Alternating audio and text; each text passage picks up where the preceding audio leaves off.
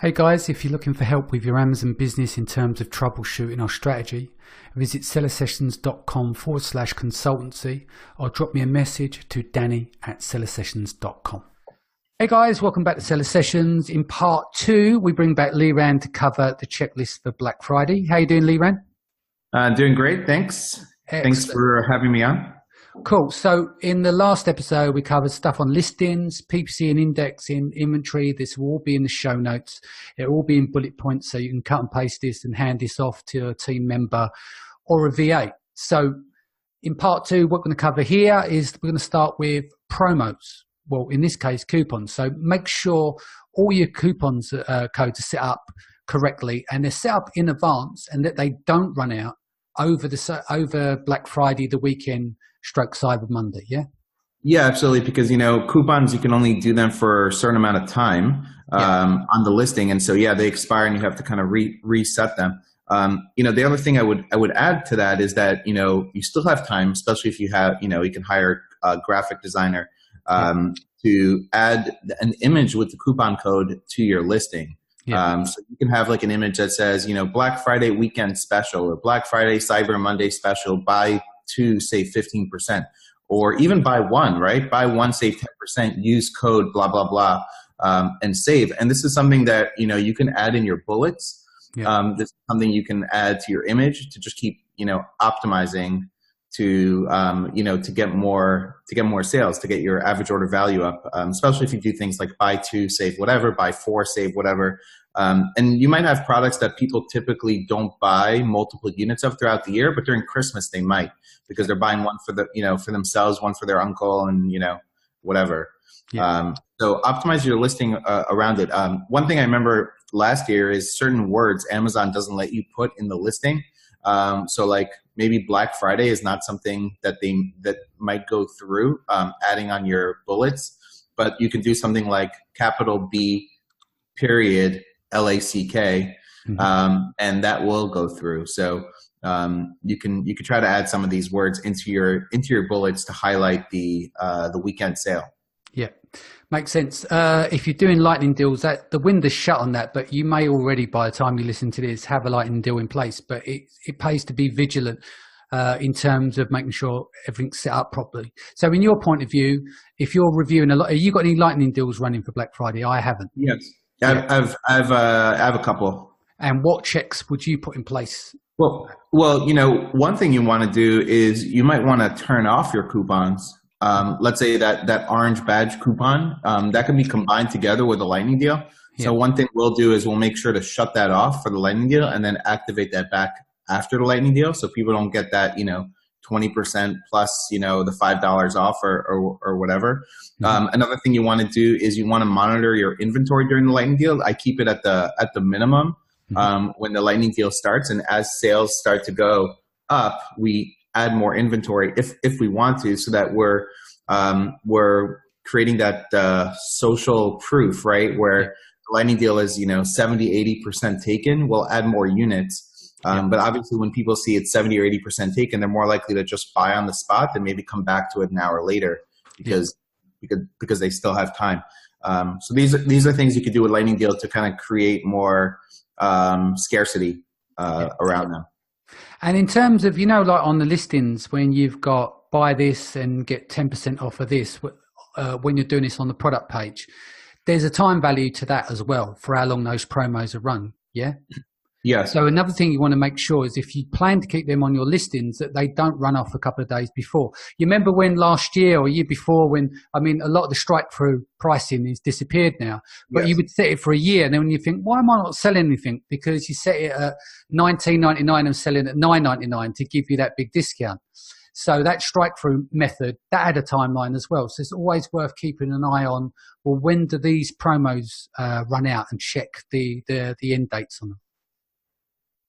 Yes. Yep. And when we set up promos like that we just want to keep on our listing, forever, like buy 2, save 10%, we'll just set it to 2023 or something like really far out.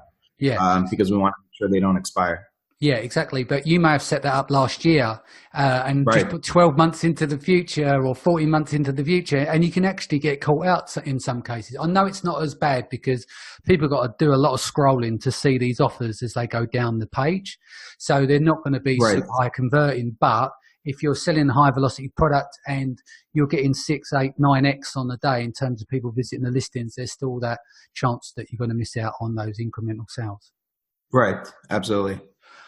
Okay, competition. Review your competitors' pricing and the pricing on the main keywords. So do a search for your own keywords. Use your tools, whether it's Jungle Scout, Helium 10, Let's Be Fair. Who's the other ones that you should check? What's Casey's tool called? Viral Launch tool. Viral Launch. So you Market can have intelligence. an idea and saying, right, the top 5 are selling the average price on the page for the top 5, top 10, top 20, etc. You want to be reviewing those leading up to the date to make sure that obviously you're being competitive. Yeah, absolutely. And I it's a little bit late in the game, but I'm a big believer in testing your pricing and and increasing your pricing throughout Q4. There's so much demand, and sometimes when I look at products, I want to buy the highest price product because I think there's this perception that a high price product is better quality. So if you have really good reviews, if you have 4.5 stars and your competitors have 4, I hope you're charging more money. Yeah, people will pay for it. So look at your competitors, but also if you've done more, if you've done a great job on your listing, if you have better packaging, charge more money. Yeah, makes sense. If you're using promo badges or Amazon logos on your main image, obviously have a rethink about that if you're in a competitive area, because you may get your competition reporting you, which could end up taking you out the game on the day. So just be mindful of that. What's that famous saying? Where there's money, there is muck. So you're always going to get a dodgy competitor. So be mindful. I know that you said make some changes to images 2, 3, 4, and 5. Being clever with that makes total sense. If you want to embed that into your images with annotations or your lifestyle images, it works. But you obviously have to be a bit careful. Your main image, I would always keep clean white background on your main image so you don't get into trouble. Yeah, of course. What else we got to cover? Metrics. Okay, so there's a few areas to cover off here. Cleaning up any negative feedback. Obviously, you got the auto tool to do that. It's getting more and more tougher. An algorithm's picking up on this in most cases. You can challenge it if it comes back and says this is not against our terms of service, etc. But it's always good. I'm not a big believer that a lot of people look at seller feedback like they would do on eBay. I think we don't have enough data, but why not clean up your metrics? Because obviously it has an impact overall on your account anyway. Yeah, absolutely. And the time window to clean up is getting shorter and shorter. I think it's going to continuously get shorter. So you want to have 99, 100%. You want to have as close to 100% as you can. Yeah. But I agree with you. I don't think buyers are really looking at feedback. The only time I look at feedback is if I'm buying a product that has like 10 sellers on it and everyone has like a similar price, then I might just choose the person with the better feedback. If you're the only one on the listing, I don't think buyers are really looking at it. Yeah, cool. Also check any issues with defects, late shipments or product issues or listing violations. Make sure you're scanning through there, review all of those, because obviously everything you're doing over that weekend and that holiday period is put on steroids. So it is going to have a knock-on effect, and that might be the one that drives the metrics over on your account. Yep. Yeah, absolutely. And, take a look, if you have a lot of listings, focus on your listings that are getting, look at your sessions and conversions, right? And put a lot of focus. If you have only a certain amount of bandwidth and time to optimize things like images and listings, then look at your, obviously go for your 80-20, right? Go for the products that are driving 80% of your revenue, those 20%, which, I think for a lot of us, that's the case, the 80-20. Yeah. And optimize those listings. And, a good way to measure is looking at your sessions and conversions. Yeah. See what best needs to be optimized. Makes sense.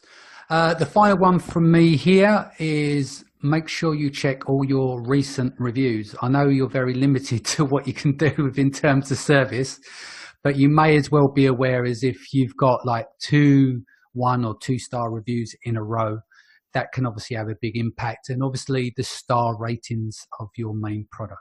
Yeah, so obviously this is something you want to do all year, is you want to try to find those customers and reach out to them. You have to be very careful in the language that you use.